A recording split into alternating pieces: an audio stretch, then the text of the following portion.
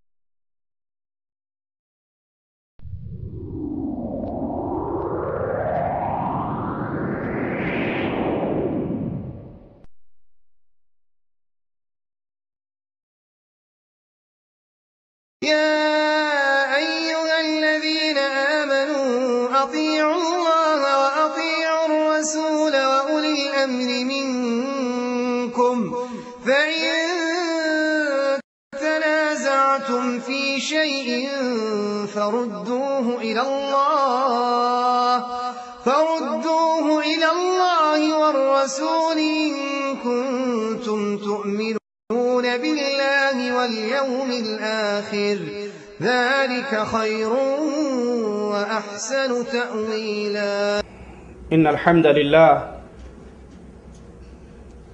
نحمده ونستعينه ونستغفره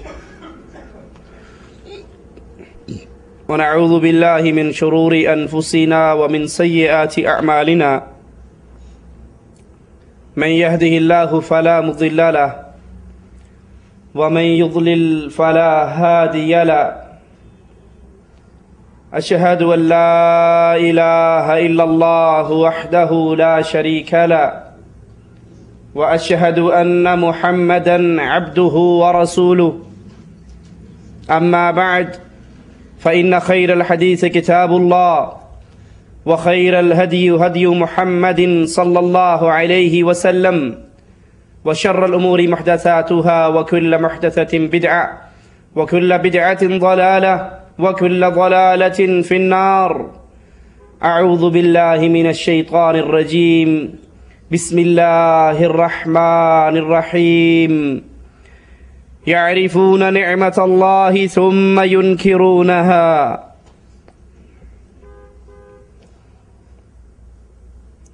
اللہ عز وجل ساری کائنات کا رب ہے. اس کے مقام ربوبیت کے ساتھ ادب کا تقاضا یہ ہے کہ انسان ایسے الفاظ اور کلمات استعمال نہ کرے جن کے کرنے سے وہ شرک اصغر یا شرک خفی کے زمرے میں داخل ہو جائے. اس کی ایک مثال کائنات میں جتنی نعمتیں ہیں یہ اللہ عز و جل کی دی ہوئی نعمتیں ہیں. اگر کوئی ان نعمتوں کی نسبت اللہ عز و جل کے علاوہ کسی اور شخصیت کی طرف ذات کی طرف کرے تو یہ شرک خفی کے باب میں شمار ہوگا جس کی ضد اللہ کا شکر کرنا ہے کہ اللہ نعمتیں دے تو انسان ان نعمتوں پر اللہ کا شکر ادا کرے کیونکہ مالک کا وعدہ ہے لئن شکرتم اگر تم شکر ادا کرو گے لأزیدنکم تمہارے شکر پر میں تمہیں ان نعمتوں میں مزید نواز دوں گا. اور اگر تم انکار کرو گے، کفر کرو گے، تو پھر اللہ کی پکڑ بہت شدید ہے۔ توحید یہ ہے کہ ان نعمتوں پر اللہ کا شکریہ ادا کیا جائے، اور شرک خفی یہ ہے کہ ان نعمتوں کی نسبت اللہ کی بجائے کسی اور کی طرف کر دی جائے۔ حضرت جابر رضی اللہ عنہ وارضاہ روایت فرماتے ہیں، رسول اللہ صلی اللہ علیہ وسلم نے فرمایا، جس شخص کے ساتھ کوئی دوسرا آدمی نیکی کرے، بھلائی کرے، اچھا سلوک کرے، اور وہ اس کو کوئی بدلہ نہ دے سکے، صرف اس کی اس نیکی کی تعریف کر دے، اس کا ذکر کر دے، تو اس نے اس کا شکر ادا کر دیا، اس کا شکریہ ادا کر دیا۔ اور جو اس کی نعمت کا، اس کی محنت کا، اس کی نیکی کا ذکر بھی نہ کرے، شکر بھی نہ ادا کرے، تذکرہ بھی نہ کرے، تو یہ انسان ناشکرا ہے۔ ابو داؤد میں روایت موجود ہے، رسول اللہ صلی اللہ علیہ وسلم فرماتے ہیں، جس شخص کے ساتھ کوئی بھلائی کرے تو اس کو کم از کم اس بھلائی کرنے والے کا شکریہ ادا کرنا چاہیے، اس کی اس مہربانی کا ذکر کر دینا چاہیے۔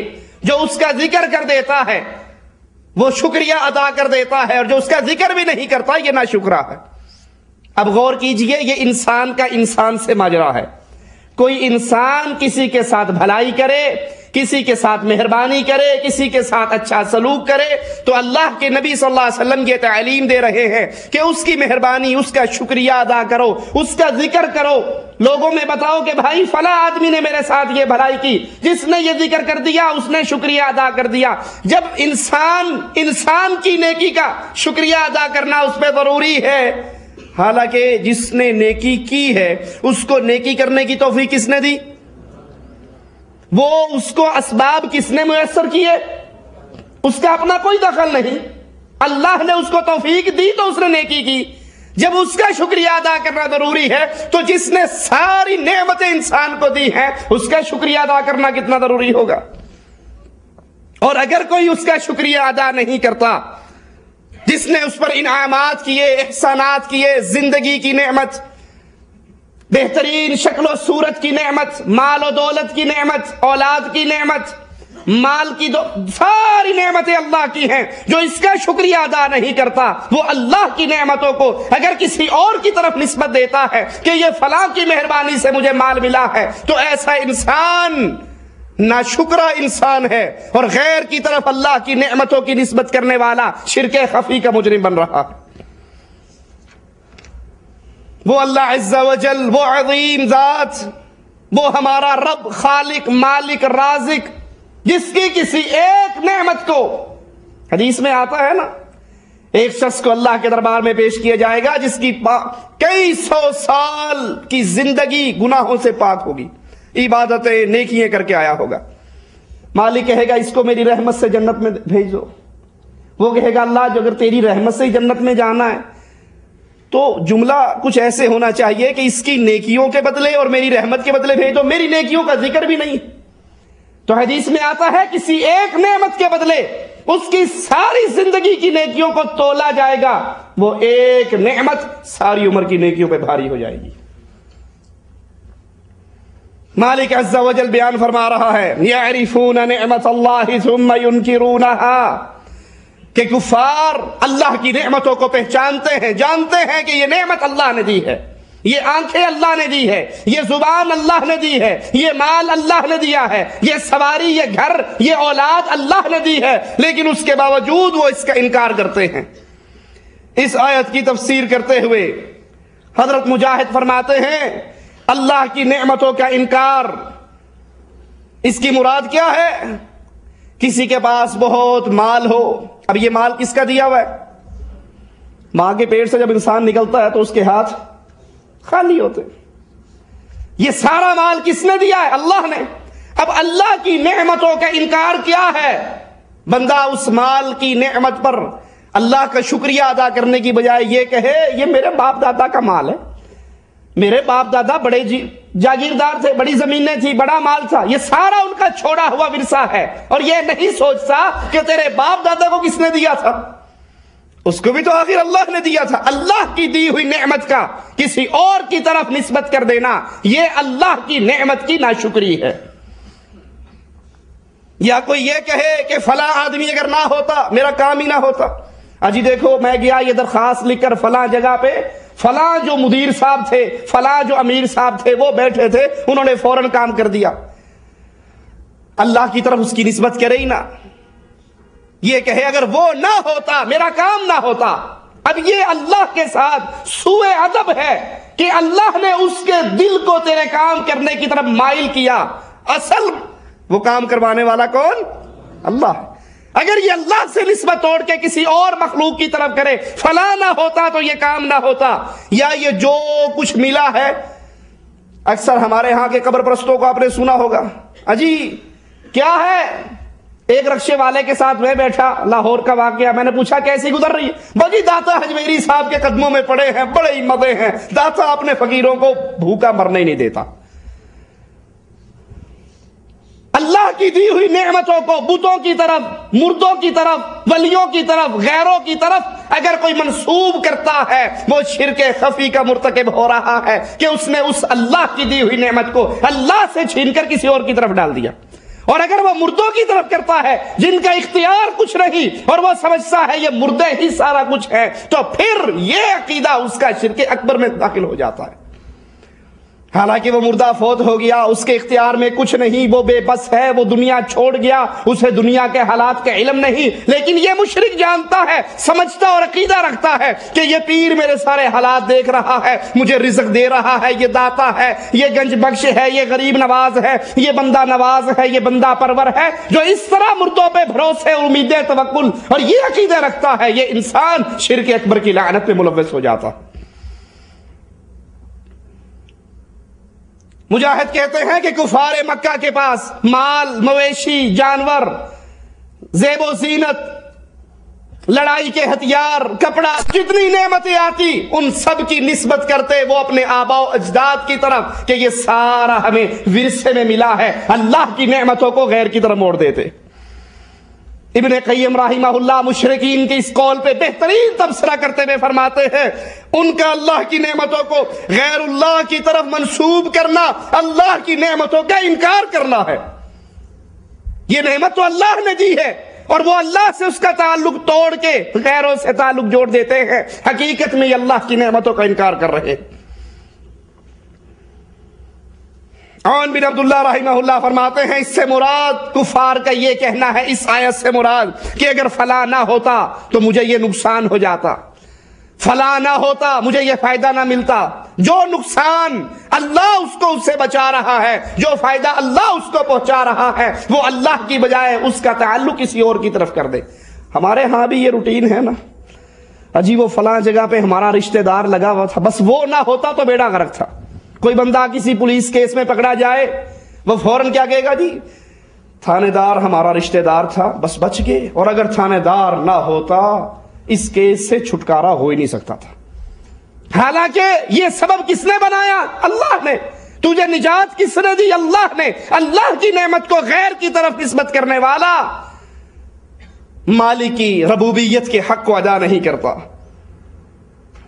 ابن قیم رحمہ اللہ فرماتے ہیں مشرکین کے اس قول پر کہ ہمیں جو کچھ ملا ہے معبودان کی سفارش سے ملا ہے، ہمارے پیروں کے ہاتھ بڑے پہنچے ہوئے ہیں، ان کے لکھے ہوئے کوئی نہیں مٹا سکتا، ان کی کہیں بھی کوئی موڑ نہیں سکتا. ابن قیم فرماتے ہیں اس قول کے اندر شرک کی نحوست ہے، اس قول کے اندر شرک کی نحوست ہے اور شرک کی بدبو ہے کہ انہوں نے انتہائی نااہل افراد کی طرف اللہ کی نعمتوں کو موڑ دیا. جن کے اپنے اختیار میں کچھ نہیں، جو مر کے اس دنیا سے جا چکے، جو کچھ کرنے والے نہیں، جو کچھ کر نہیں سکتے، ان کی طرف اللہ کی ساری نعمتوں کو موڑ کر کہے جو ملا ہے سرکار سے ملا ہے، جو کرم ہوا ہے سرکار نے کیا ہے. ایسا عقیدہ رکھنے والا توحید کے عقیدے پر نہیں ہے. حالانکہ وہ اللہ تو وہ مالک، وہ خالق، وہ رازق، وہ قوی، اس کے دربار میں اگر سفارش بھی کی جائے تو اس وقت تک کوئی سفارش نہیں کر سکتا جب تک اللہ اس کو سفارش کرنے کی اجازت نہ دے دے. تو اللہ کسی کو سفارش کی اجازت دے، یہ نعمت کس کی ہے؟ اللہ کی. جس کے لیے اللہ اجازت دے گا وہی سفارش کرے گا. اب جس کے لیے اللہ راضی ہو سفارش سننے پہ اس کا راضی ہونا کس کی نعمت ہے؟ اللہ کی. اور اللہ کی ان ساری نعمتوں کو وہ موڑ دے کسی اور کی طرف، یہ توحید نہیں ہے. یہی عمل کفار مکہ کا عمل تھا، کیونکہ مالک فرما رہا ہے وَمَا بِكُم مِّن نِعْمَةٍ فَمِنَ اللَّهِ، تمہارے پاس جو نعمت ہے وہ کس کی ہے؟ اللہ کی دی. آپ نماز پڑھتے ہیں، بڑی نعمت ہے نماز پڑھنا. یہ اختیار کس نے دیا آپ کو؟ یہ توفیق کون دیتا ہے؟ اذان ہو کر کون ہے جو آپ کے دل کو موڑ دیتا ہے چل مسجد کی طرف؟ دنیا ہے جو سینما میں چلی جاتی ہے، دنیا ہے جو فلموں میں بیٹھ جاتی ہے، دنیا ہے جو گانے سننے پہ بیٹھ جاتی ہے. یہ اللہ کی نعمتیں ہیں. دنیا میں جتنی نعمت ہے، عقیدے کی نعمت ہو، ایمان کی نعمت ہو، توحید کی نعمت ہو، مال کی نعمت ہو، اولاد کی نعمت ہو، جتنی نعمتیں ہیں یہ ساری نعمتیں اتارنے والا، دینے والا، عطا کرنے والا صرف اللہ عز و جل ہے. کوئی انسان ایک لمحے کے لیے، پلک جھپکنے تک کے وقت کے لیے اللہ کی نعمتوں کے دائرے سے باہر نہیں نکل سکتا، نہ دنیا کے اندر اور نہ آخرت کے اندر. اور بدنصیب ہے وہ جو یہ کہے جو کچھ ملا ہے انما اوتیتہ علی علم، میں بڑا عالم ہوں، میں بڑا تاجر ہوں، میں بڑا کام جانتا ہوں، بڑا ہنرمند ہوں. بس یہ جو کچھ آپ دیکھ رہے ہو میری محنت کا پھل ہے. اکثر سنا ہوگا نا آپ نے، اجی ابا جان تو بڑے غریب تھے، فوت ہو گئے تھے، اس وقت تو ہمارے پاس رہنے کو گھر بھی نہیں تھا، اب یہ جتنا زمینیں ہیں، یہ گھر ہیں، یہ کاریں ہیں، یہ کوٹھیاں ہیں، یہ جو کچھ ہے میرا خون پسینے کی کمائی کی میری محنت ہے. ارے محنت تو تیری ہے، عطا کس کی ہے؟ محنت تو نے کی، لیکن عطا کس نے دی؟ نوازا کس نے ہے؟ جو یہ کہتا ہے کہ جو کچھ ملا ہے اس کا میں حقدار ہوں، مجھے ملنا چاہیے، میں بڑا عالم، میں بڑا تجربے کار، تو پھر سمجھ لیجئے وہ انسان اللہ کی ربوبیت کو پہچانتا ہی نہیں ہے. حدیث میں آتا ہے مالک عز و جل فرماتا ہے کچھ بندے، دیکھیے بارش کی ایک نعمت، بارش کی ایک نعمت، اللہ فرماتا ہے کچھ بندوں نے صبح کی کافر ہو کر، ایک نعمت، کچھ بندوں نے صبح کی کافر ہو کر، کچھ بندوں نے صبح کی مومن ہو کر. کافر اور مومن کا ماجرا کیا ہے؟ بارش ہوئی، جس نے یہ کہا یہ بارش اللہ کا فضل ہے، یہ اللہ نے برسائی ہے، یہ اللہ نے کرم کیا ہے، وہ مسلمان مومن. اور جس نے کہا یہ فلاں ستارے نے، فلاں بابے نے، فلاں حضرت نے، فلاں شیخ نے، فلاں مرشد نے، فلاں حاجی صاحب نے، فلاں کی نظرانے مان کے آئے تھے تب یہ بارش ہوئی ہے، جس نے یہ کہا اللہ کہتا ہے وہ کافر ہو کر اٹھا. شیخ الاسلام ابن تیمیہ رحمت اللہ علیہ اس حدیث کی پر تبصرہ کرتے ہوئے فرماتے ہیں کہ کتاب و سنت میں اس کی بہت ساری مثالیں ہیں کہ اللہ ان لوگوں کی مذمت کرتا ہے جو اللہ کی نعمت کو اللہ کے علاوہ کسی اور کی طرف نسبت دے. بارش اللہ کی نعمت، اب جس نے کہا یہ ستارے کی وجہ سے برسی ہے، اللہ نے اس کو مومن فرمایا. مومن وہ ہے جس نے اللہ کی نعمت کے بارے میں صبح ہو کر کہا یہ اللہ کا فضل ہے، اللہ نے بارش برسا کے مردہ زمین کو زندہ کر دیا ہے، وہ تو مومن ہے. اور جس نے اللہ کی نعمت کی نسبت کسی ستارے کی طرف کی، اصبحوا بی کافرن، وہ کافر ہو کر اٹھے. لوگ کشتی پہ سوار ہوتے ہیں، پرانے دور میں کشتیاں ہوا کے بل پہ چلا کرتی تھی، کشتی پہ سوار ہوئے، محفوظ دوسرے کنارے پہ اتر گئے. اب اترنے کے بعد اگر کوئی یہ کہے اجی ہوا بڑی موافق تھی، جدھر ہم نے جانا تھا اسی طرف لے جا رہی تھی، ہوا بھی ٹھیک تھی، ملاح بھی بڑا سمجھدار، بڑا ماہر، بڑا کاریگر ہمارا ملاح تھا، ہوا اور ملاح کی کاریگری کی وجہ سے دیکھو ہم سلامتی کے ساتھ دریا سے پار نکل آئے. اب یہ نہیں سوچتے اس ہوا کو چلانے والا کون ہے، اس ملاح کو یہ عقل دینے والا کون ہے، اس کشتی کو پار لگانے والا کون ہے. نہ ہوا میں یہ کمال ہے، نہ ملاح میں یہ کمال ہے، یہ تو اللہ کی نعمت ہے جس نے تمہاری کشتی کو پانی پہ چلائے رکھا اور پار لگا دیا، تمہیں برباد نہیں کیا، تمہیں تباہ نہیں کیا، تمہیں ڈبویا نہیں ہے. اللہ کی اس نعمت کو، اللہ کی اس رحمت کو اگر غیر کی طرف نسبت دی جائے یہ ایمان نہیں ہے، یہ توحید نہیں.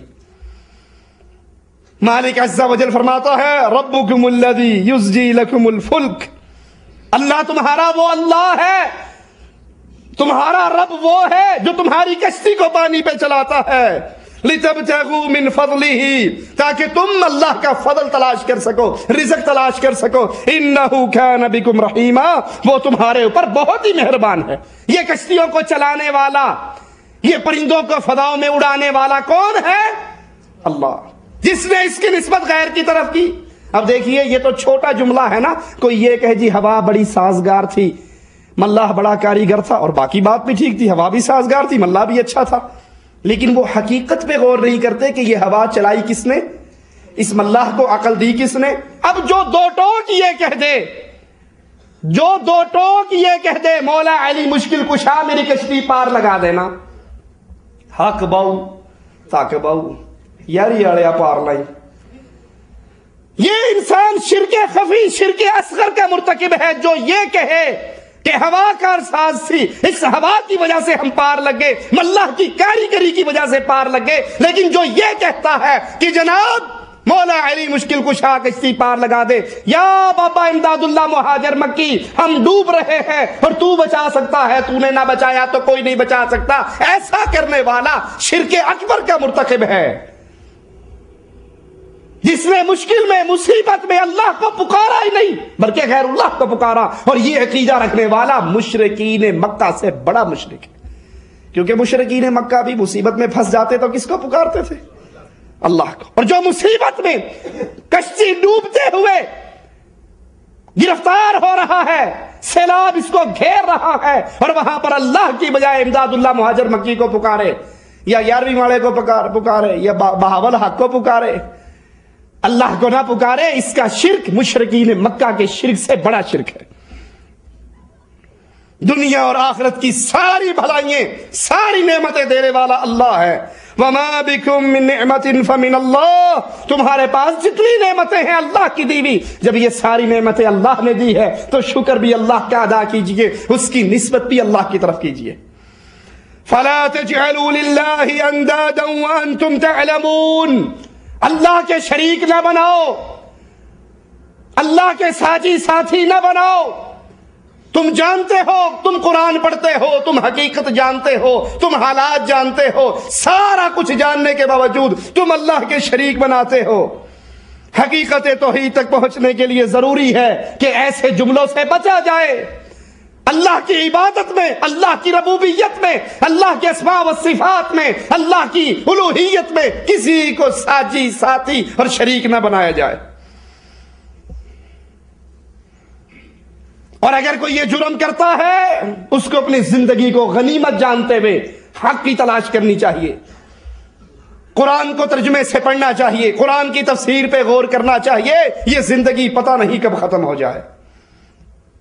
ابن عباس رضی اللہ عنہما اس آیت کی تفسیر میں فرماتے ہیں فَلَا تَجْعَلُوا لِلَّهِ أَنْدَادًا وَأَنْتُمْ تَعْلَمُونَ، کہ اس میں اندادا، اس سے مراد کون ہے؟ اس سے مراد شرک ہے، جو رات کے اندھیرے میں، یہ شرک کیسے چلتا ہے، یہ شرک کتنا خطرناک ہے، یہ رات کا اندھیرا، اور اس رات کے اندھیرے میں سیاہ پتھر پر کالے رنگ کی کیڑی چیونٹی چلے، جس طرح سیاہ رات، سیاہ پتھر، اس کے اوپر سیاہ چیونٹی، یہ کتنی پوشیدہ اور خفیہ ہے، شرک اس سے زیادہ پوشیدہ ہے۔ غور کر لیجئے ان الفاظ پہ، پھر غور کیجئے، سیاہ رات، سیاہ پتھر، اس کے اوپر سیاہ چیونٹی، کتنی پوشیدہ ہے۔ شرک اس سے بھی زیادہ خفی ہے، اس سے بھی زیادہ پوشیدہ ہے۔ مثلا کوئی بندہ قسم کھاتے ہوئے قسم کھائے،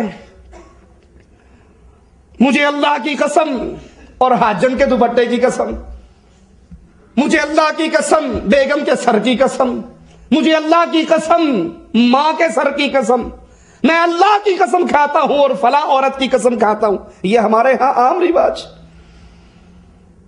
یا اپنی جان کی قسم کھائے، اللہ کی قسم، مجھے اپنی جان کی قسم۔ یا جاہلوں کے اندر ہوتا ہے، ہاں جی میں نے یہ کام نہیں کیا، یہ دیکھو میں اپنے بچے کے سر پہ ہاتھ رکھ کر قسم کھا رہا ہوں، مجھے بچے کی قسم میں نے یہ کام نہیں کیا، کیا ہو تو میرے بچے برباد ہو جائیں، مر جائیں۔ اب وہ غیر اللہ کی قسم کھا رہا ہے۔ یا اس طرح کہہ دیتا ہے، اجی رات چور آئے تھے گھر میں، ارے یہ جملے چھوٹے چھوٹے جملے ہیں، لیکن دیکھیے بدعقیدگی میں کتنے آگے ہیں. رات چور آئے تھے گھر میں، اگر کتا نہ ہوتا تو ہمارے گھر میں کچھ بھی نہ بچتا. یہ کتا ہی تھا کہ چور آیا، کتا بھونکا، ہم سارے گھر والے جاگے، چور بھاگ گیا، ہمارا گھر بچ گیا. کچھ لوگ گھروں کے اندر بطخیں دیکھی نا آپ نے، وہ بھی رکھتے ہیں اسی لیے کہ اگر گھر میں کوئی باہر کا آدمی آئے، یہ جانور پالتو جانور بولتا ہے، چیخیں مارتا ہے. کوئی یہ کہے کہ اگر گھر میں بطخ نہ ہوتی، اگر گھر میں کتا نہ ہوتا تو رات بیڑا غرق ہو جاتا، چور ساری صفائی کر کے لے جاتے. حالانکہ ان چوروں سے محفوظ رکھنے والا کون؟ ان مصیبتوں سے بچانے والا کون؟ جس نے اس طرح کے جملے استعمال کیے اس نے اللہ کی توحید کو نہیں پہچانا. یا کوئی یوں کہتے جی بس جو اللہ چاہے آپ چاہیں وہی ہو سکتا ہے. کسی بڑے آدمی کے پاس گیا درخواست لے کر، اور وہ کہتے ہاں جی کیا پروگرام ہے، تیری درخواست پہ سائن کروں؟ کہ جی بس اتنے اللہ کا نام ہے، تھلے تو نام ہے، اوپر اللہ ہے نیچے آپ. اوپر اللہ جو چاہے کرے، نیچے آپ کا اتنا کنٹرول ہے کہ جو چاہے کرو، جو اللہ چاہے اور جو آپ چاہیں. یہ تمام باتیں اللہ کے ساتھ شریک بنانے والی باتیں ہیں. یا کوئی یہ کہے اجی اللہ نہ ہوتا، فلاں نہ ہوتا تو بس بیڑا ہی غرق تھا، فلاں کی وجہ سے ہمارا یہ نقصان بچ گیا، نہیں ہوا. یہ شرک کے وہ خفیہ راستے ہیں. اور یہاں پہ غور کر لیجئے، اسی طرح حدیث میں آتا ہے انسان اپنی زبان سے کوئی جملہ بولتا ہے، کوئی بات کہتا ہے، اس کو تصور بھی نہیں ہوتا کہ اس نے کیا کہا ہے، لیکن وہ بات اللہ کے نزدیک اتنی بری ہوتی ہے کہ اس کو اونڈے منہ کر کے جہنم کے اندر پھینک دیا جاتا ہے. 70 سال تک وہ جہنم میں گرتا رہتا، اس کو احساس بھی نہیں ہوتا. یہ وہ شرکیہ باتیں، یہ وہ شرکیہ جملے جو گھروں میں عام روٹین ہے. یہ وہ شرک ہے جو سیاہ رات سیاہ پتھر کے اوپر سیاہ چیوٹی چلے اس سے بھی زیادہ خفیہ ہے، جو انسان کے اندر داخل ہو جاتا ہے. ابو موسیٰ اشعری رضی اللہ عنہ وارضاہ فرماتے ہیں رسول اللہ صلی اللہ علیہ وسلم نے ایک دن اپنے خطبے میں فرمایا اور کہا لوگو اس شرک سے بچو اور چکنے ہو جاؤ جو چیونٹی کی آہٹ سے زیادہ، چیونٹی کے چلنے کی آواز سے زیادہ پوشیدہ اور خفیہ ہے. ایک صحابی نے کہا یا رسول اللہ صلی اللہ علیہ وسلم جو شرک اتنا پوشیدہ ہے، اتنا خفیہ ہے کہ چیونٹی کی آہٹ سے بھی زیادہ خفیہ ہے، ہم اس سے کیسے بچے؟ تو آپ نے کہا اللہ سے دعا کیا کرو، اے اللہ ہم جانتے بوجھتے تیرے ساتھ شرک کرنے سے تیری پناہ میں آتے ہیں. اللہ ہم تیری پناہ میں آتے ہیں کہ ہم جان بوجھ کے شرک کریں. اے اللہ ہم تیری پناہ میں آتے ہیں کہ ہم انجانے میں شرک کریں. اللہ ہم اس سے توبہ کرتے ہیں، استغفار کرتے ہیں. عبداللہ ابن عباس کے ان جملوں پہ غور کرو اور اپنے معاشرے میں پائے جانے والے جملوں پہ غور کرو. اللہ کی قسم اور فلاں عورت کی قسم، یہ ہمارے ہاں عام استعمال ہوتا ہے. کوئی گاؤں کے اندر حاجن ہو تو اس کے دوپٹے کی قسم، اس کے سر کی قسم، عورتوں کی عزتوں کی قسم، اللہ کی قسم، فلاں کی عزت کی قسم، اللہ کی قسم، اپنی جان کی قسم، کعبے کی قسم. کعبے کی قسم بھی آپ نے سنا ہوگا کئی لوگوں کو، میں کعبے کی قسم اٹھاتا ہوں، کسی کی قسم، اپنی جان کی قسم یا کعبے کی قسم. یہ الفاظ ایمان نہیں ہے، یہ وہ خفیہ شرک ہے جس کا احساس نہیں ہوتا. اور یہ عام بات ہے، گھر میں چور آ جائے اور اللہ بچا لے چوروں کی کارروائیوں سے تو انسان اللہ کا شکر ادا نہیں کرتا کہ اللہ کا شکر ہے چور آئے تھے لیکن اللہ نے بڑی رحمت کی، عزتیں بچ گئی، جانیں بچ گئی، مال بچ گیا. وہ اس کی نسبت اسباب کی طرف کرتے ہیں. جی کتیا تھی تو جان چھوٹ، باہر گیٹ مین رکھا ہوا تھا نا اس لیے بچ گئے. گیٹ مین نہ ہوتا مولوی صاحب تجھی بھی رکھو، دوسرے کو مشورہ تو بھی گن مین رکھ. گن مین تھا تو ہم چوروں سے بچ گئے، گن مین نہ ہوتا تو گھر صاف ہو جاتا. یہ اللہ نے جس مصیبت سے بچایا ہے اس کی نسبت غیر کی طرف کی جا رہی ہے. اور مالک عز و جل کیا فرماتا ہے؟ قُلْ مَنْ يَكْلَؤُكُمْ بِاللَّيْلِ وَالنَّهَارِ مِنَ الرَّحْمَنِ بَلْ هُمْ عَنْ ذِكْرِ رَبِّهِمْ مُعْرِضُونَ. کون ہے؟ اللہ کے علاوہ کوئی اور ہے جو تمہاری حفاظت کرتا ہو؟ کون ہے جو تمہیں بچا کے رکھتا ہے؟ کون ہے جو تمہیں اپنی پناہ میں رکھتا ہے؟ کون ہے جو تم سے مصیبتوں کو دور کرتا ہے؟ تمہاری حفاظت کرتا کون ہے؟ بات یہ ہے یہ لوگ اپنے رب کے ذکر سے پھر گئے. اور اس مسئلے پہ اللہ جزائے خیر دے محمد بن عبد الوہاب نجدی رحمت اللہ علیہ کو، ان کی اس سرزمین پر مملکت سعودی عربیہ میں توحید کی ہوئی محنت کا نتیجہ واللہ اتنے سال گزر جانے کے بعد آج بھی ہم اپنی آنکھوں سے دیکھتے ہیں. کیسے؟ شاید میں نے پہلے بھی یہ واقعہ ذکر کیا. میں حج پہ جا رہا، راستے میں ایک پیٹرول پمپ پہ میں نے تیل ڈلوانے کے لیے گاڑی روکی. ایک نوجوان فقیر مانگتا ہوا آیا. اس کو میں نے دور سے دیکھا یہ مانگ رہا ہے، تو میں نے اس کو دیکھتے ہی دل میں سوچا کہ یہ بڑا ہٹا کٹا ہے، معذور نہیں، لنگڑا لولا نہیں، اندھا کانا نہیں، اس کو پیسے نہیں دینے چاہیے اور میں نہیں دوں گا. جب میرے قریب آیا اس نے ایسا جملہ کہا، فقیر، ان پڑھ، چٹا، گنوار، دیہاتی، اجڑ، لیکن محمد بن عبد الوہاب رحمت اللہ علیہ نے اس سرزمین پر اللہ کی توحید کو غالب کرنے کی جو محنتیں کی، اللہ نے اپنا جو فضل کیا، یہاں سے شرک کو ملیا میٹ کیا، تو توحید یہاں کے دیہاتیوں میں، گنواروں میں، اجڑوں میں، فقیروں کے اندر بھی وہ توحید ہے جو ہمارے مولویوں میں بھی نہیں ہوتی. وہ فقیر میرے پاس آ کر کہنے لگا، اعطنی مما آتاک اللہ، اس مال میں سے میرا حصہ بھی دے جو اللہ نے تجھے دیا ہے. تیرے جیب میں جو پیسے ہیں وہ تیرے نہیں، تیرے باپ کے نہیں، وہ پیسے اللہ نے تجھے دیے ہیں اور میں فقیر ہوں، اللہ نے تجھے دے دیا ہے، اس میں میرا حصہ رکھا ہے، دے مجھے. بے اختیار میرا ہاتھ جیب میں گیا اور میں نے نکال کے اس کو پکڑا دی. فقیروں کو اللہ کی وہ توحید پتا ہے کہ مال اللہ کی نعمت ہے، جس کو چاہے فقیر کر دے، جس کو چاہے غنی کر دے. ہمارے ہاں مانگنے والا جب آتا ہے دور سے ہی، یا علی مدد، یار دنادا، جمعرات بھری برات، نظر اللہ، نیاز حسین. جہاں شیعوں کا گھر دیکھ لیا شیعوں کے نعرے، بریلویوں کا گھر دیکھ لیا بریلویوں کے نعرے، اور پتہ لگ جائے یہ وہابیوں کا گھر ہے وہاں دور سے ہی، یا اللہ مدد. کہ پتہ ہے وہابیوں نے اسی نام پہ دینا اور کسی کے نام پہ نہیں دینا. یہ وہ توحید ہے. کون ہے جو تمہیں محفوظ رکھتا ہے، نقصانوں سے بچاتا ہے؟ وہ اللہ عز و جل کے علاوہ اور کوئی نہیں. یہ عام روٹین کے ہمارے گھروں کے جملے ہیں، عورتوں کے جملے، مردوں کے جملے. فلاں نہ ہوتا تو فلاں ہو جاتا، فلاں نہ ہوتا تو فلاں ہو جاتا.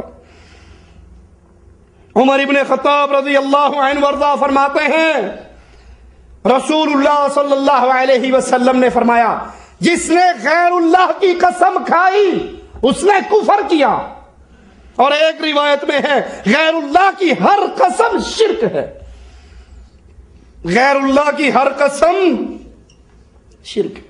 ہمارے ہاں غیر اللہ کی قسموں کا کتنا رواج ہے.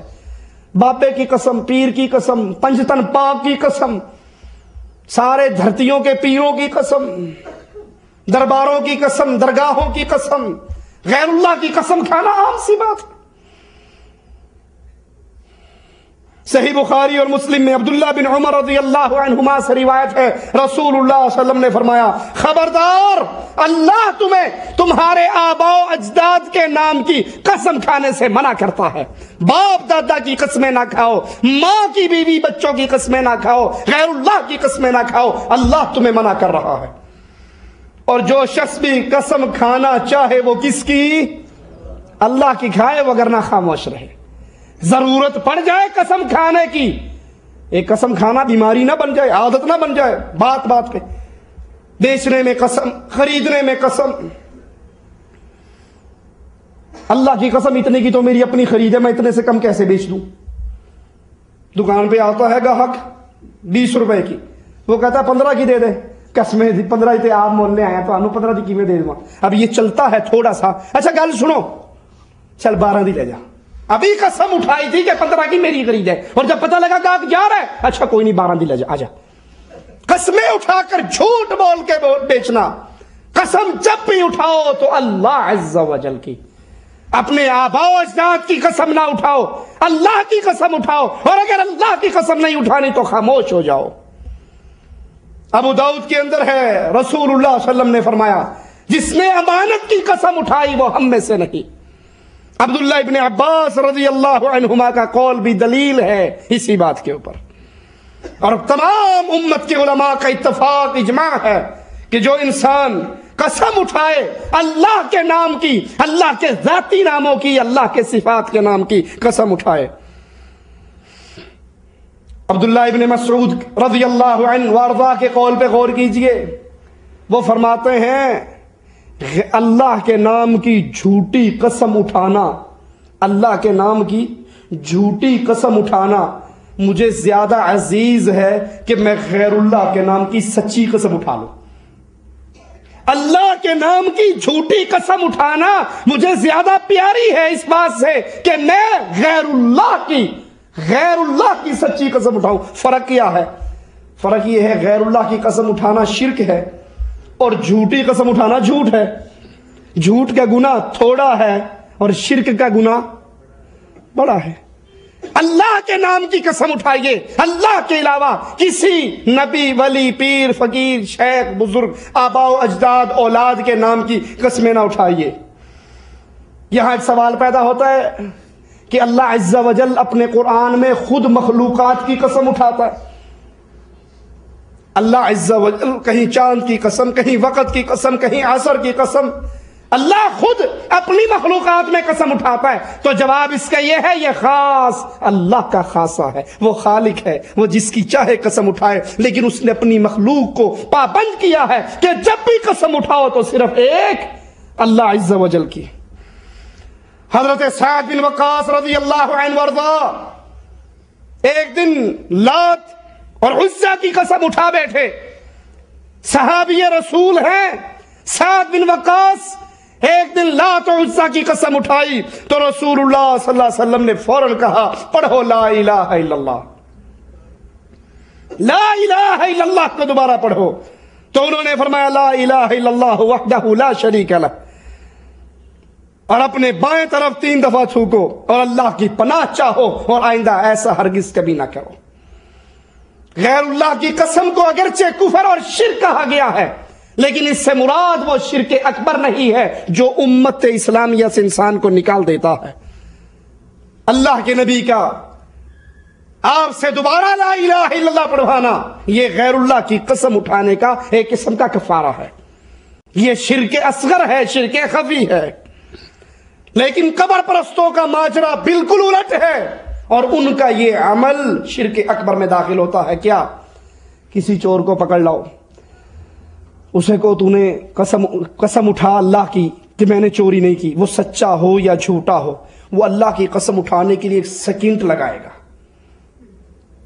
وہ جیسے مشہور ہے کسی چور سے کہا تو قرآن اٹھا کہ میں نے چوری نہیں کی، اس نے کہا پہلے قرآن دکھاؤ، مینوں پہلے قرآن دکھاؤ تو صحیح۔ اس کو قرآن دکھایا، کہتا اس طرح کے 4 اٹھوا لو، میں نے کوئی چوری کی نہیں۔ یہ اللہ کا ان کے دل میں قلیل ادب ہے، اور اس کے مقابلے پہ غیر اللہ کے ادب کا کیا ماجرا ہے؟ اسی چور سے کہو بابے کی قسم اٹھا، پیر کی قسم اٹھا، یا صرف بابے کے دربار کی کنڈی کھول دے اور کہہ دے اگر میں نے چوری کی ہو تو بابا میرا بیڑا غرق کر دے۔ یہ سچا بھی ہوگا تو کھولتے ہوئے اس کی ٹانگیں یوں کانپے گی۔ کیوں؟ کہ یہ اللہ سے اتنا نہیں ڈرتا جتنا غیر اللہ سے ڈر رہا ہے۔ جس کے دل میں اللہ کے ڈر کی بجائے مردوں کا، قبر والوں کا، درگاہ والوں کا، دربار والوں کا، مزار والوں کا، کالے جھنڈے کا، حسین کے گھوڑے کا اتنا زیادہ ڈر ہو تو ایسا انسان ضرور شرک اکبر میں ہے کہ اس کے دل میں اللہ کا ڈر نہیں ہے، اللہ کی وہ طاقت تسلیم نہیں کرتا جو بابے کی تسلیم کرتا ہے کہ اللہ کے نام پہ جھوٹی قسم اٹھا لوں گا لیکن غیر اللہ کے نام پہ جھوٹی قسم نہیں اٹھا سکتا۔ حذیفہ بن یمان رضی اللہ عنہ وارضا سے روایت ہے رسول اللہ صلی اللہ علیہ وسلم نے فرمایا اس طرح نہ کہو کہ جو اللہ چاہے اور فلاں چاہے، بلکہ اس طرح کہو جو اللہ چاہے اور پھر فلاں چاہے۔ ساری مشیت کس کی ہے؟ اللہ راضی ہوگا تو آپ جس کے پاس اپنے کسی حاجت کے لیے جا رہے ہو اس کے دل کو پھیرنے والا کون ہے؟ اللہ چاہے گا تو یہ کچھ کرے گا، اور اگر اللہ نہیں چاہے گا تو یہ کچھ بھی نہیں کر سکتا۔ یہ نہ کہا کرو کہ جو اللہ چاہے اور فلاں چاہے، جیسے ہماری بسوں کے اوپر نہیں لکھا ہوتا اللہ نبی وارث، پڑھا یا نہیں پڑھا؟ اللہ نبی کی مرضی، اللہ نبی کا کرم، اللہ نبی کا فضل۔ کیا حال ہے؟ جی اللہ رسول کا بڑا فضل ہے ہمارے اوپر۔ یہ شرک ہے کہنا، یہ کہا کرو اللہ جو چاہے اور پھر فلاں چاہے۔ ساری مشیت کس کی؟ کوئی اور راضی ہوگا تو اللہ کی مشیت کے تحت اللہ اس کو راضی کرنا چاہے گا تو وہ راضی ہوگا، وگرنہ وہ راضی۔ ابراہیم نخعی رحمہ اللہ وہ اس بات کو مکروہ جانتے تھے، کراہت، ناجائز تسلیم کرتے تھے کہ کوئی یہ کہے میں اللہ کی پناہ میں آتا ہوں اور آپ کی پناہ میں آتا ہوں، بلکہ وہ کہتے تھے یوں کہا جائے پہلے میں اللہ کی پناہ کا طالب ہوں، اس کے بعد پھر آپ کی پناہ کا طالب ہوں۔ آپ مجھے پناہ دو گے ہی تب جب اللہ چاہے گا، اور اللہ نہیں چاہے گا تو کوئی پناہ نہیں دے سکتا۔ مشیت خالص کس کی؟ اللہ عز و جل کی۔ اللہ چاہے تو دنیا میں کچھ ہوتا ہے اور اللہ نہ چاہے۔ اللہ کے رسول صلی اللہ علیہ وسلم نے زور لگا لیا، وفات کے وقت بھی اپنے چچا ابو طالب کے سرہانے پر بیٹھ کے تلقین کرتے رہے، یا عمی قل لا الہ الا اللہ فی اذنی احاج لک بہ عند ربی یوم القیامہ۔ چچا ایک مرتبہ لا الہ الا اللہ پڑھ لے۔ پڑھا چچا نے؟ نہیں پڑھا۔ اور جب فوت ہو گئے نبی کو دکھ ہوا، قرآن کی آیات اتر آئی، انک لا تہدی من احببت ولکن اللہ یہدی من یشاء۔ جس کو آپ چاہو ہدایت، اور جس کو اللہ چاہے اس کو کوئی روک۔ سلمان فارسی کہاں سے ہو کر اللہ کے نبی کے پاس آئے اور کلمہ پڑھ لی۔ مشیت صرف اللہ عز و جل کی۔ اب قسم کھائیے تو اللہ کی، اور پھر بدنصیب ہے وہ انسان، قلیل الادب ہے وہ انسان جس کے لیے اللہ کی قسم کھائی جائے اور وہ پھر بھی اس کا دل مطمئن نہ ہو۔ وہ کہ اللہ کی قسم میں نے ایسا نہیں کیا، کہ میں نے پتا ہے تو قسم تے کھا رہے ہیں لیکن میں سارا کچھ جاننا۔ اس کی قسم کا اعتبار نہ کرنا یہ اللہ کے مقام ربوبیت کے اندر سوء ادب ہے۔ اگر کوئی اللہ کی عزت و کبریائی کی قسم کھائے تو فوراً دل کو اطمینان دیجئے، مطمئن ہو جائیے، سکون میں آ جائیے کہ یہ اللہ کی قسم کھا رہا ہے، میں اس کی قسم کا اعتبار کرتا ہوں۔ عبداللہ ابن عمر رضی اللہ عنہ وارضاہ سے روایت ہے، رسول اللہ صلی اللہ علیہ وسلم نے فرمایا اپنے آباء و اجداد کی قسمیں نہ کھاؤ۔ جو شخص اللہ کی قسم کھائے، جب بھی قسم کھائے سچی قسم کھائے، اللہ کی قسم کھائے، اور جس کو اللہ کی قسم دی جائے اس کو چاہیے وہ اس کی قسم سن کے مطمئن ہو جائے، اور اگر وہ پھر بھی راضی نہ ہو تو اس کا اللہ سے کوئی واسطہ نہیں ہے۔ اس کی مثال یوں سمجھ لیجئے، آپ کہتے ہو فلاں بندے نے چوری کی، میرے پیسے میرے کمرے میں سے نکال لیے، اس بندے کو پکڑا گیا، وہ کہتا ہے میں نے نہیں نکالے، فیصلہ کیسے ہوا؟ فیصلہ یہ ہوا کہ یہ بندہ اللہ کی قسم اٹھا دے۔ وہ کہتا ہے جی اللہ کی قسم میں نے چوری نہیں کی۔ آپ کہتے ہیں میں نے پتا ہے تو ہی چور، نہیں راضی ہوتا اس پہ۔ اللہ کے نبی فرما رہے ہیں جس کے لیے اللہ کی قسم کھائی جائے وہ مطمئن ہو جائے، اور اگر مطمئن نہیں ہوتا پھر اس کا اور اللہ کا کوئی واسطہ نہیں ہے، کوئی تعلق نہیں ہے۔ کتنی بڑی وعید ہے کسی کو یہ کہنا کہ تم اللہ کی قسم کھاؤ، اور جب وہ اللہ کی قسم کھا لے اس کو نہ ماننا، یہ بہت بڑی بدنصیبی ہے۔ اس حدیث کے اندر یہ بات بھی فرض ہے کہ اللہ کی جب قسم کھاؤ تو سچی قسم کھاؤ، جھوٹ کی قسم اللہ کے نام پر نہ کھاؤ۔ سچ بولنا ویسے ہی واجب ہے کہ قسم ہو یا نہ ہو، لیکن جب بندہ قسم اٹھائے تو اس پر سچ بولنا اور زیادہ ضروری ہو جاتا ہے۔ یا یوں کہہ لیں کہ قسم اٹھاؤ یا نہ اٹھاؤ، جھوٹ بولنا تو ویسے ہی بری بات ہے، اور جب قسم اٹھا کر جھوٹ بولا جائے تو اس کا گناہ اور زیادہ بڑھ جاتا ہے۔ اور یہاں اس بات کو اچھی طرح یاد کر لیں، اپنی زندگی میں اس کو اتار لیں کہ اگر آپ نے کسی سے قسم اٹھوائی پھر آپ پر واجب ہے کہ اس کی قسم کا اعتبار کر کے راضی ہو جاؤ، اور اگر آپ راضی نہیں ہوتے تو پھر سن لو کہ اللہ کی طرف سے وعید کتنی سخت ہے کہ اس کا اللہ سے کوئی واسطہ نہیں۔ صحیح بخاری میں عیسیٰ علیہ السلام کا ایک چھوٹا سا قصہ منقول ہے۔ انہوں نے ایک شخص کو چوری کرتے ہوئے دیکھا، غور کیجئے، عیسیٰ علیہ السلام نے ایک شخص کو چوری کرتے ہوئے دیکھا، تو آپ نے اسے کہا تم نے چوری کی؟ اس نے کہا اس اللہ کی قسم جس کے علاوہ کوئی معبود برحق نہیں، میں نے چوری نہیں کی۔ اس اللہ کی قسم جس کے علاوہ کوئی معبود برحق نہیں، وہ اکیلا الہ ہے، میں نے چوری نہیں کی۔ عیسیٰ علیہ السلام نے فوراً کہا کہ جس کی تو نے قسم کھائی ہے اس پر میں ایمان لاتا ہوں، جو میری آنکھوں نے دیکھا ہے اس کو میں جھوٹا کہتا ہوں۔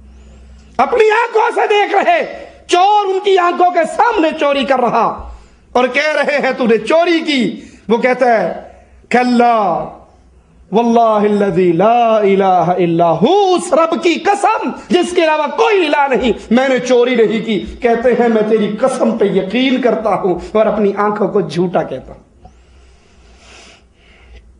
کیونکہ عیسیٰ علیہ السلام کے دل میں اللہ کا وہ تصور، اللہ کی وہ بڑائی اور اللہ کا وہ مقام تھا کہ اس نے اللہ کا نام لے کر قسم کھائی ہے، اب میں اللہ کے مقام و مرتبے کو دیکھ کر اللہ کی دی ہوئی قسم پہ یقین کرتا ہوں اور اپنی آنکھوں کو جھوٹا کہتا ہوں۔ اسی طرح یہ عقیدہ بربادی کا عقیدہ ہے کہ انسان اللہ کی مشیت میں کسی اور کو شریک کر لے۔ حدیث میں آتا ہے کہ یہودی رسول اللہ صلی اللہ علیہ وسلم کے پاس آیا اور کہا تم مسلمان بھی تو شرک کرتے ہو۔ سنیے آنے والا کون ہے؟ عزیز میاں قوال نہیں، یہودی کافر۔ ہمارے کلمے پڑھنے کے باوجود توحید کا وہ فہم مولویوں کو نہیں ملتا، پیروں فقیروں کو نہیں ہوتا جو یہودی کافر کو ہے۔ کیا کہہ رہا ہے سنیے، سنن نسائی کے اندر یہ روایت موجود ہے۔ کہتا ہے مسلمانوں تم بھی تو شرک کرتے ہو، کیونکہ تم کہتے ہو جو اللہ چاہے اور جو تم چاہو، اللہ کے رسول کو مخاطب کر کے تم کہتے ہو جو اللہ چاہے اور جو محمد چاہے وہی ہوتا ہے۔ مسلمانوں تم یہ کہتے ہو، تمہارا یہ کہنا بھی شرک ہے۔ اور مسلمانوں تم کعبے کی قسم اٹھاتے ہو، کعبے کی قسم اٹھاتے ہو، تمہارا یہ قسم اٹھانا بھی شرک ہے، تم بھی تو شرک کرتے ہو۔ تو رسول اللہ صلی اللہ علیہ وسلم نے صحابہ کو مخاطب کر کے کہا سنو، جب بھی تم نے قسم اٹھانی ہو کعبے کی قسم نہ اٹھایا کرو، یہ کہا کرو رب کعبہ کی قسم۔ اور میں تمہیں منع کیا کرتا تھا کہ جب بھی کہو تو یہ کہا کرو جو اللہ اکیلا چاہے وہ ہوتا ہے، اللہ نہ چاہے کائنات مل کے چاہے تو ما شاء اللہ و شئت، جو اللہ چاہے اور جو محمد صلی اللہ علیہ وسلم چاہے، یہ نہ کہا کرو۔ اب یہ یہودی کو اس کی تمیز ہے کہ یہ جملے کہنے بھی شرک ہیں، اور ہمارے بڑے بڑے ملاؤں کو یہ تمیز نہیں، وہ اس سے بڑھ کر شرکیہ عقیدے کیوں ٹیلی ویژن پر آ کر پیش کرتے ہیں کہ بس بابا جی کے اختیار میں ہے، جو چاہتا ہے کر گزرتا ہے۔ اسی لیے جب بھی تکلیف آئے تو ہاتھ اٹھا کے کہا کرو یا غوث المدد، یا غوث المدد۔ احمد رضا خان بریلوی ملفوظات میں لکھتے ہیں مجھے جب بھی مدد کی ضرورت پڑی میں نے ہمیشہ یا غوث اعظم المدد کا نعرہ لگایا، اس کے علاوہ کسی اور پیر کا نام بھی میری زبان سے نہیں نکلا۔ ایک مرتبہ میں نے چاہا کہ میں یا غوث اعظم مدد کی بجائے کسی اور پیر کا نام لوں، میری زبان سے نکلا ہی نہیں، فوراً نکلا یا غوث المدد۔ یہودی کو شرک کی تمیز ہے جو مولویوں کو بھی نہیں ہے آج کلمہ پڑھنے کے بعد۔ یہ کہنا چاہیے جو اللہ چاہے وہ ہوتا ہے، اللہ نہ چاہے وہ ہو۔ رسول اللہ صلی اللہ علیہ وسلم کی زوجہ محترمہ مومنوں کی ماں عائشہ رضی اللہ تعالی عنہا پر تہمت لگی یا نہیں لگی؟ رسول نے چاہا تھا یہ تہمت لگ جائے؟ نبی احد کے پہاڑ میں، احد کے میدان میں گڑھے میں گرے یا نہیں گرے؟ ماتھا مبارک زخمی ہوا یا نہیں؟ آپ تو طائف میں گئے تھے لوگوں کو کلمہ پڑھانے کے لیے، ان لوگوں نے پتھر سے آپ کا استقبال کیا، آپ نے چاہا تھا؟ لیکن دنیا میں وہ ہوتا ہے جو اللہ عز و جل چاہے۔ عبداللہ ابن عباس رضی اللہ عنہ وارضا سے روایت ہے ایک آدمی نے نبی کریم سے کہا جو اللہ چاہے اور آپ چاہیں، تو اس پر اللہ کے نبی نے فرمایا اجعلتنی للہ ندن، تو نے مجھے اللہ کے برابر کر دیا یہ کہہ کر کہ جو اللہ چاہے اور جو میں چاہوں۔ یہ نہ کہ بلکہ یہ کہ ما شاء اللہ وحدہ، جو تنہا اللہ چاہتا ہے وہ ہوتا ہے اور جو اللہ نہیں چاہتا وہ ہو۔ احد کے میدان میں اللہ کے نبی صلی اللہ علیہ وسلم کی زبان مبارک سے کیا جملے نکلے تھے؟ کیف یفلح القوم، یہ مجھے زخمی کرنے والے میں ان کو جنت کی طرف بلاتا ہوں، انہوں نے میرے ماتھے کو پھاڑ دیا، کیف یفلح القوم، یہ قوم کیسے فلاح پائے گی؟ اللہ نے فوراً کہا لیس لک من الامر شیء، تیرا تو اختیار ہی نہیں ہے۔ اختیار کس کا ہے؟ اللہ کا۔ چاہے ان کو عذاب دے دوں، چاہے ان کو معاف کر دوں، انہوں نے ظلم کیا ہے، لیکن اختیار فلاح دینے یا دینے پر کس کا؟ اللہ عز و جل۔ ہماری بسوں پہ عام اللہ نبی وارث، اللہ نبی کا فضل، اللہ نبی کا کرم، یہ اللہ کی عبادت میں اس کو شریک بنانے کے برابر ہے۔ جب بھی کہو تو یہ کہو کہ جو اللہ چاہے وہ ہوتا ہے، اللہ نہ چاہے کائنات مل کے کچھ کرنا چاہے نہیں کر سکتی۔ ہمارے معاشرے کے جملوں پر غور کر لو۔ ایک کہتا ہے میں اللہ تعالیٰ پر اور آپ پر بھروسہ کرتا ہوں، کوئی کہتا ہے میرے لیے اللہ اور آپ کے سوا کوئی نہیں، اوپر اللہ ہے نیچے آپ ہے، میرا تو کوئی ہے ہی نہیں۔ یہ نعمت اللہ اور آپ کی طرف سے ملی، یہ چیز اللہ اور آپ کی برکت سے ملی۔ آسمان میں میرے لیے اللہ ہے، زمین پہ میرے لیے آپ ہیں۔ یہ نظر اللہ کے لیے اور آپ کے لیے، نظر اللہ نیاز حسین۔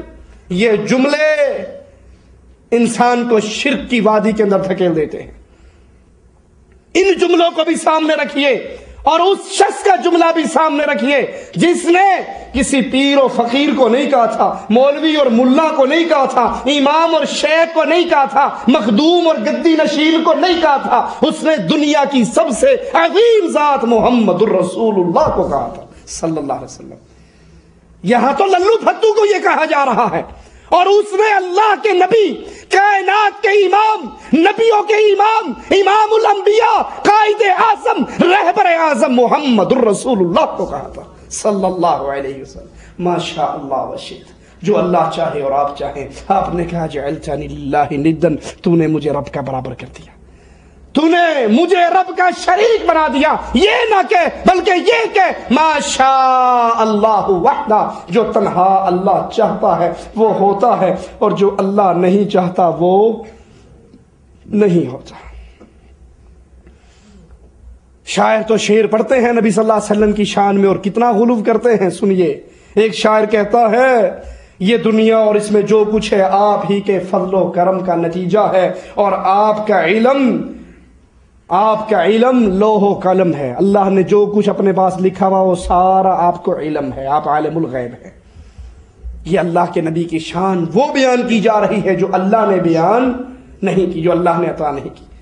یہ میری بیماری ہے، تو میرا طبیب ہے، تجھ سے میری کوئی بیماری مخفی نہیں ہے۔ یہ دعائیں کی جاتی ہیں کس سے؟ اللہ کو چھوڑ کر اللہ کی مخلوق سے۔ یہ شرکی قبیح صورت ہے۔ ابن ماجہ کے اندر حضرت طفیل کی ایک روایت آتی ہے، غور سے سنیے۔ فرماتے ہیں میں نے خواب دیکھا، خواب کے اندر میرا یہودیوں کی جماعت پہ گزر ہوا، اور میں نے کہا یہودیوں تم بہترین قوم ہو اگر تم عزیر کو اللہ کا بیٹا نہ کہو۔ تو یہودیوں نے جواب میں کہا تم بھی بہترین قوم ہو اگر تم یہ نہ کہو جو اللہ چاہے اور محمد چاہے صلی اللہ علیہ وسلم۔ حضرت طفیل فرماتے ہیں پھر میرا گزر عیسائیوں کے اوپر ہوا، میں نے کہا عیسائیوں تم بہترین قوم ہو اگر تم عیسیٰ کو اللہ کا بیٹا نہ کہو۔ عیسائیوں نے کہا تم بہترین قوم ہو اگر تم یہ نہ کہو کہ جو اللہ چاہتے ہیں اور جو محمد چاہتے ہیں وہی ہوتا ہے، تم بھی بہترین قوم ہو۔ صبح ہوئی، میں نے جا کر رسول اللہ صلی اللہ علیہ وسلم کو اپنا یہ خواب سنایا۔ اللہ کے نبی صلی اللہ علیہ وسلم نے یہ خواب سنا، اور پھر آپ نے پوچھا اپنے صحابہ میں سے کسی اور کو بھی یہ خواب آیا؟ صحابہ نے کہا نہیں۔ تو اللہ کے نبی صلی اللہ علیہ وسلم نے فرمایا حمد و ثنا بیان کرنے کے بعد کہ طفیل نے یہ خواب دیکھا ہے، یہ خواب میں تجھے سنا رہا ہوں، سنو۔ ما شاء اللہ و شاء محمد، تم کہا کرتے تھے یہ نہ کہا کرو بلکہ یہ کہا کرو ما شاء اللہ وحدہ۔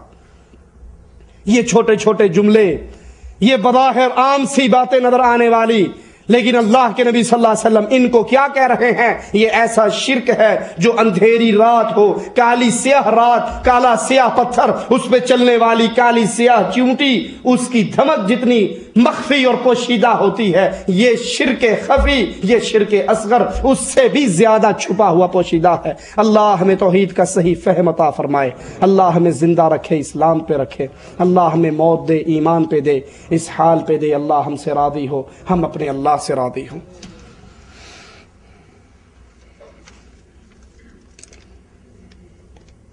یہ بتائیں کہ عیسائی سے مسلمان کھانا کھا سکتا ہے؟ کیا عیسائی کے ساتھ مسلمان کھانا کھا سکتا ہے؟ تو رسول اللہ صلی اللہ علیہ وسلم نے عیسائیوں اور یہودیوں کی دعوت کو قبول کیا، کھانا کھایا۔ اگر کوئی عیسائی اور یہودی اہل کتاب آپ کی دعوت کرے تو آپ ان کا کھانا کھا سکتے ہیں، لیکن ہاں اگر ان کی وہ کھانا، وہ دعوت ان کا کوئی مذہبی شعار ہو، ان کا کوئی مذہبی ڈے ہو، مذہبی دن ہو، اس کے اندر آپ اس میں شمولیت نہ کریں، کیونکہ ان کی مذہبی عیدوں سے مسلمانوں کو مخالفت کی تعلیم دی گئی ہے۔ یہ بتائیے فرض نماز کے بعد ذکر کیا پڑھنا چاہیے؟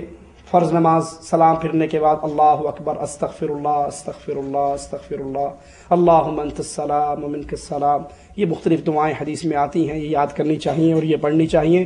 اللہ کے نبی صلی اللہ علیہ وسلم کا یہ فرمان بھی ہے، جو فرض نماز کے بعد آیت الکرسی کی تلاوت کر لیتا ہے، اگر یہ اہل ایمان اہل توحید میں سے ہے تو نبی کی خوشخبری ہے اس کو کہ اس کے اور جنت کے درمیان صرف اس کی موت کھڑی ہے، مرتے ہی یہ جنت میں داخل ہو جائے گا۔ عقیقہ کتنے دن کے بعد کرنا چاہیے؟ اگر توفیق نہ ہو تو زندگی میں کبھی بھی کر سکتا ہے۔ عقیقہ 7ویں دن کرنا سنت ہے، اگر آپ نہیں کر سکے، زندگی میں کبھی اور کرنا چاہیں تو پھر یہ آپ کی طرف سے صدقہ ہوگا۔ عقیقہ کی 7ویں دن کرنا سنت سے ثابت ہے۔ اگر کوئی مسلمان اپنی بیوی کو طلاق دے دے، 3 طلاق ایک ساتھ یا 3 سے زیادہ، اس کے بعد کافی عرصے سے ان کا ملاپ نہیں ہوا، 7-8 سال کے بعد عورت بھی آنا چاہتی ہے، اس کا شوہر بھی اس کو لانا چاہتا ہے، تو کیا حلالہ کرنا ضروری ہے یا نہیں؟ قرآن و حدیث کی روشنی میں جواب دیں۔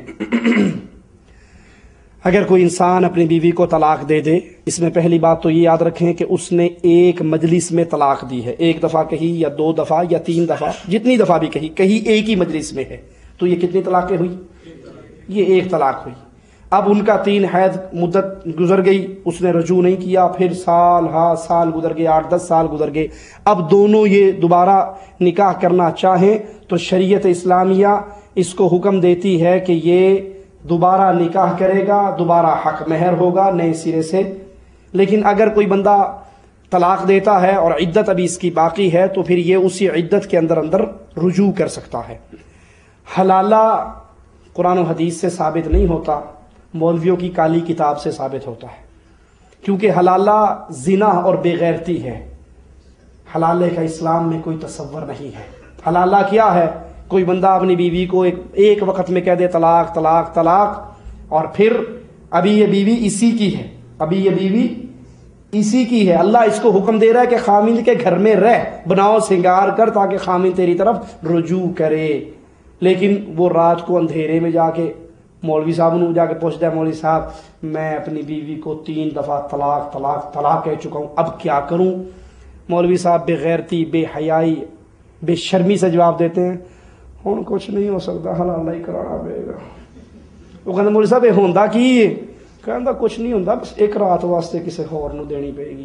کہتے مولوی صاحب کہنوں دیواں؟ کہتے کوئی شریف جہا مولوی جہا صوفی جہا سادہ جہا وعدے دا پابند، اج لے لوے کل واپس بھی دے دے، قابو نہ ہو جائے۔ کہتے ایڈی صورتاں صفتاں تواڈے چ نے، ایک خدمت تسی ہی کر دیو۔ کہنا میں حاضر۔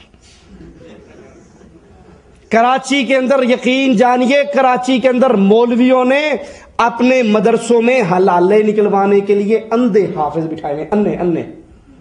کیوں؟ کیونکہ آنکھوں والے کے ساتھ جا کے جب حلالہ وہ کرواتے ہیں تو پھر وہ بعض دفعہ پکا بھی ہو جاتا ہے۔ وہ رات چھڑ کے گیا سی، سویرے راتوں رات کتے ہور ٹر جاندے نے۔ وہ کہتے ہیں کوئی یہو جہا حساب کتاب کرو کہ ساڈا کام بھی ہو جائے تے بڈھی بھی نہ جاوے۔ یہ بے غیرتی ہے، یہ کنجر خانہ ہے، یہ بے حیائی ہے، یہ زنا ہے، یہ فحاشی ہے، یہ بدکاری ہے، یہ شیعوں کے موتے سے بھی گندا کام ہے۔ آئیے میں آپ کو جذبات کی بات نہیں کہتا، رسول اللہ صلی اللہ علیہ وسلم کی حدیث سناتا ہوں۔ اللہ کے نبی نے فرمایا الا اخبرکم بالتیس المستعار، تمہیں کرائے کا سانڈ نہ بتاؤں؟ کرائے کا سانڈ سمجھتے ہو؟ پنجاب والے سمجھتے ہوں گے، جنہوں نے بھینسیں رکھی ہوئی وہ بھی سمجھتے ہوں گے۔ کرائے کا سانڈ، بھینس ہیٹ اپ ہے، اب اس کی جفتی کے لیے بندہ کسی سے ادھار مانگ کے سنڈا کٹا لے آتا ہے کہ لا دو، میں اپنی بھینس کا وہ کراس کروا کے واپس بھیج دوں گا، اس کو کرائے کا سانڈ کہتے ہیں۔ اللہ کے نبی نے فرمایا تمہیں کرائے کا سانڈ نہ بتاؤں؟ صحابہ نے کہا اللہ کے نبی وہ کون؟ فرمایا حلالہ کرنے والا۔ جس کو ایک رات کے لیے اپنی بیوی دے کر آ رہا ہے حلالہ کرنے کے لیے، نبی کی زبان میں یہ کرائے کا سانڈ ہے۔ آپ نے فرمایا حلالہ کرنے والا، حلالہ کروانے والا دونوں لعنتی ہیں۔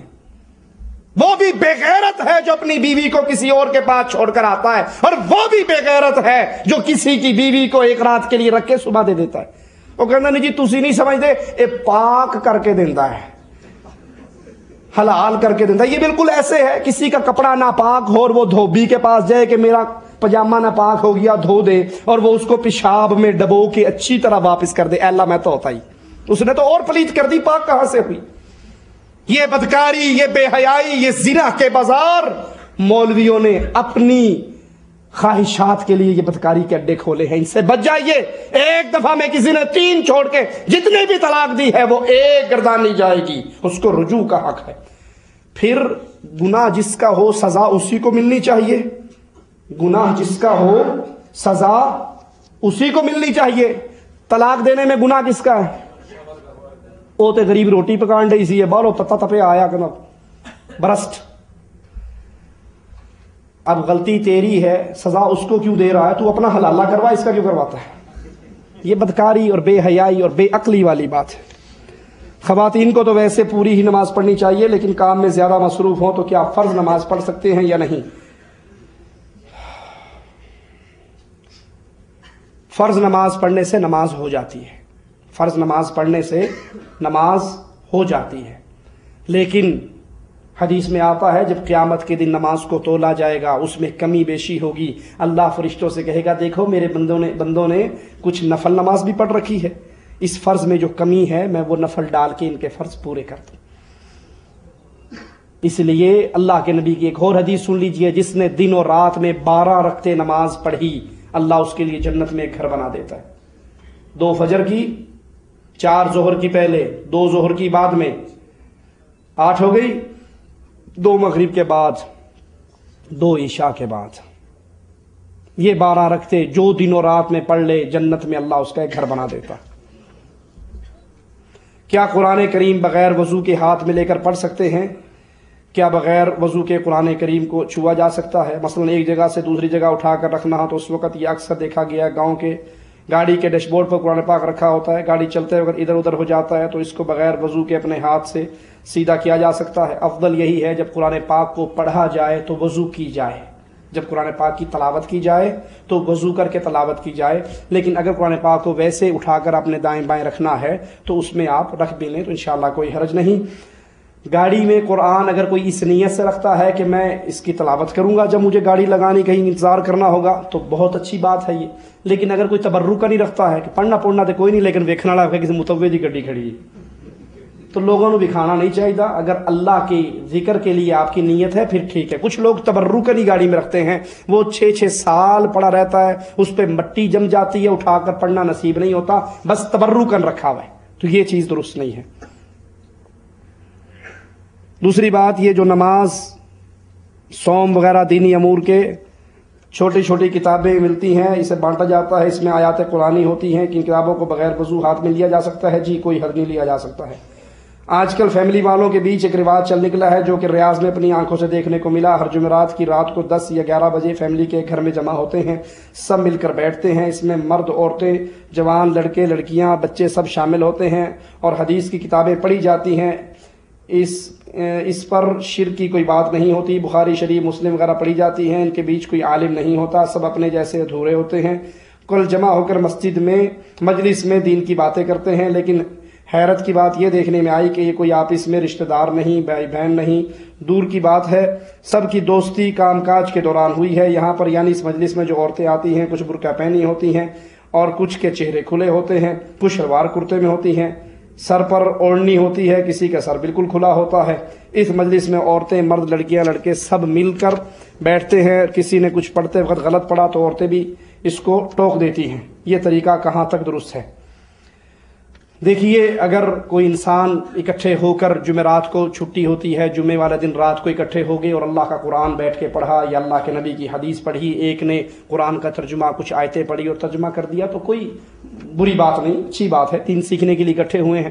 ہر کسی کو الگ الگ پڑھنے کا موقع نہیں ملتا تو اس طرح اکٹھے ہو کے پڑھ لیتے ہیں، لیکن اس مجلس کے نام پر اگر شیطانی کام شروع ہو جائیں تو یہ مجلس ثواب کی بجائے عذاب بن جاتی ہے۔ کیا پڑھنے آ رہے ہیں قرآن حدیث، انہیں بھی میک اپ کر کے بالکل بن ٹھن کے آئی تے بھی میک اپ کر کے بن ٹھن کے آئی، وہ بھی خوشبو لا کے آئی تے بھی خوشبو لا کے آئی، نہ پردہ ہے نہ پردے داری ہے، نہ عورتوں کا الگ سسٹم ہے، وہیں پہ وہ بیٹھا ہے وہیں پہ وہ بیٹھا ہے۔ یہ کون ہے جی؟ میری بھابی ہے، بھابی ماں ورگی ہوندی ہے، کوئی کی پردہ۔